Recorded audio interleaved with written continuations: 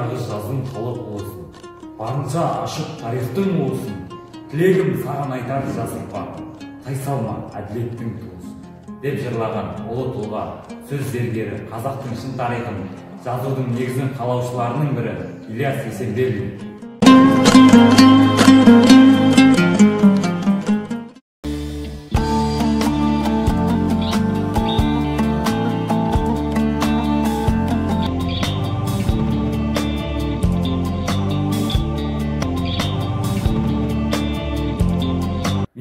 Шымкент қаласындағы Ұлықбек атындағы нөмірі 3-ші жалпы орта білім беретін мектебінің 8-ші А сынып оқушысы Үмбетәлі Ерасов.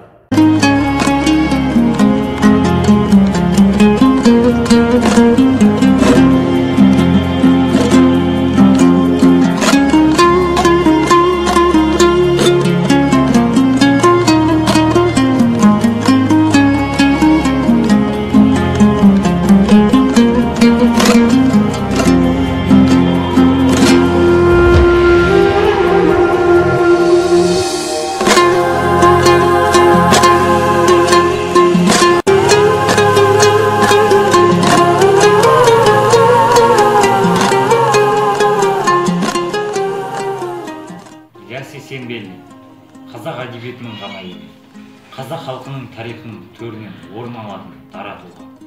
Қазақ тарихының кемеңгер көсемдерінің қайталанбас бейнесі, сомдау жағының өзге туындылар, өн бойы алда тұрған талантты шығармасы. Көшпенділер тарихи трилогиясын дүниеге әкелді.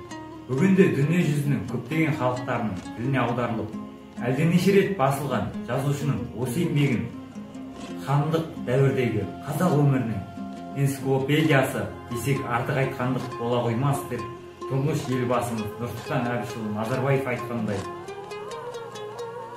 Ильяс Есенберлин қазақ тілі мен әдебиеті мәдениетіне зор үлкен қосқан дарабоз қаламгер. Жазушының 6 кітаптан тұратын тарихи эпопеясы бүгінгі таңда жан-жақты зерттелуде. Көшпенділер трилогиясын хронологиялық жүйеге құрылған Алмас қылыш, жанталас, қаһар деген бөлімдерден тұрады. Көшпенділер трилогиясында 5 ғасырлық оқиға сипатталған. Трилогияның басты кейіпкерлері, есімдері ел есінде қалған, елім мен жері үшін жан аямаған батырлар, яғни өмірде болған тұлғалар. Шығарма кейіпкерлері негізінен тарихи тұлғалар. Шыңғыс ханның дәуірінен басталып, Кенесарымен аяқталған қазақ мемлекетінің бастауы кезімен қиын қыстау тағдыры, талайының басында тұрған хандар тізбегі, ел мұңы мен арман тілегінің хабаршысы, ақын жыраулар, ел мен жер үшін, ұрпағы болашақ үшін жан аямай шайқасып, отанын қорғай білген арттан жүрек, аттан жілік батырлар.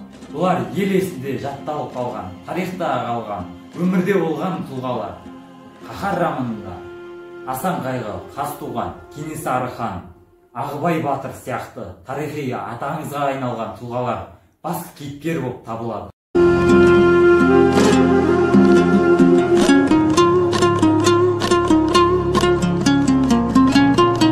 Бұл кітапқа қызыққан себебім үйде теледидар қосып көріп отқанда Көшпенділер деген кино басталып жатқан еді. Және Көшпенділер киносының басы өте қызық басталған соң, киноның толық мазмұнын оқылғым келіп кітапханадан барып кітап алдым.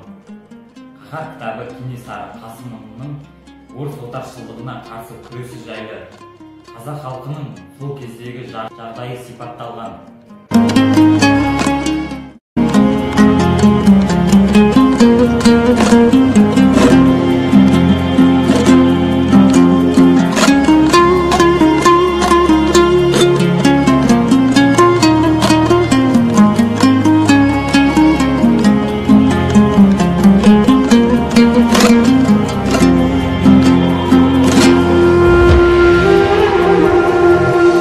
Ең әсер еткен жерлері қазақ халқының қайғылы күйзелістері мен жағдайы маған батталған жері қатты әсер етті.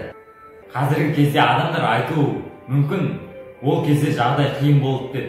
Негізі романды оқыған кезде мен өзіме бөлек әсер алдым. Және де қазақ болып туғаныма қатты мақтаныш етемін. Бұл романда кейіпкерлер өте көп. Бұл кейіпкерлердің жақсысы да бар, жаманы да бар.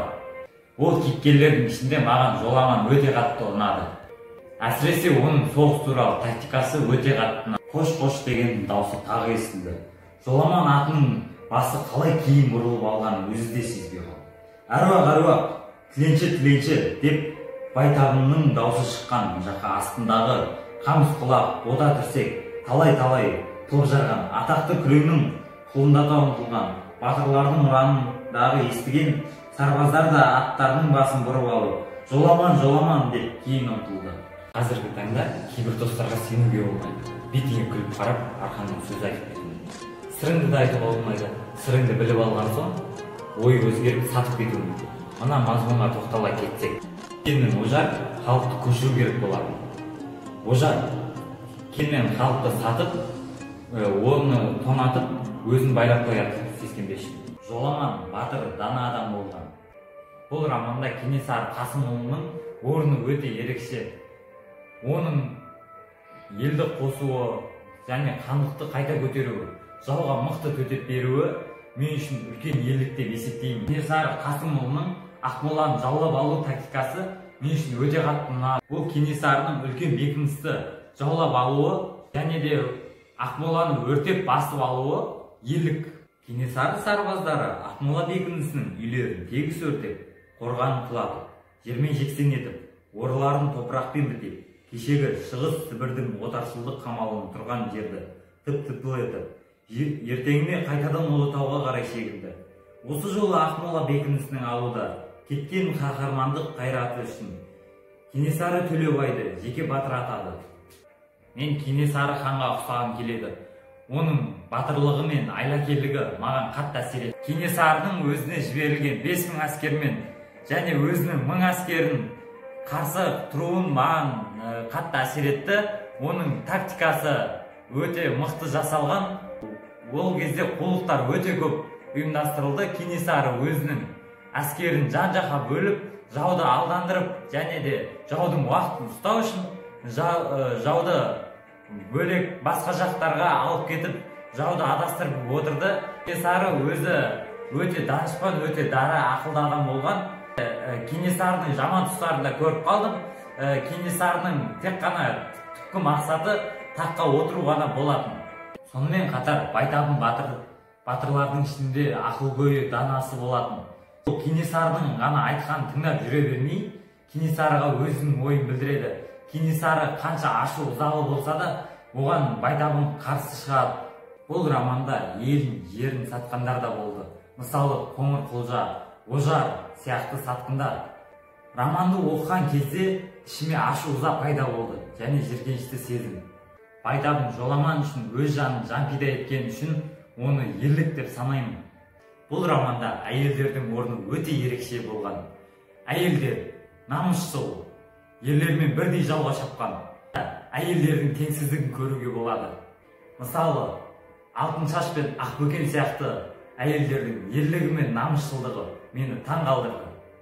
Бұл шығарма жалпы менің ой санамды өзгертті. Алаш, тәуелсіздік, қазақ хандығы, қазақ мемлекеті, тарихи ұғымдар менің жадымда мәңгі сақталып қалды. Шығарманы оқи отырып, мен өз бойыма отаншылдық, елге деген сүйіспеншілік, батырлық, ерлік сияқты сезімдерді өз бойыма сіңірдім. Сондай-ақ патриоттық сезімім оянды. Бір сөзбен айтқанда, атақты жазушы Ілияс Есенберлин қазақ халқының 1000 жылдық тарихын бейнеледі. Ілияс Есенберлиннің Көшпенділер трилогиясы сияқты біздің өмірімізде бір ғасыр немесе бірнеше ғасыр ғана дүниеге келетін әрі алып, әрі мықты ғажап туынды.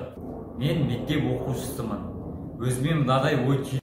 Қазір 21 ғасырда техниканың дамыған кезеңінде смартфонға үңіле бермей, кітап оқуға кеңес берер едім. Мен ойлаймын, бұл шығарманы әрбір жас оқуы тиіс. Романды оқымайынша біз өз тарихымызды толық білмейміз.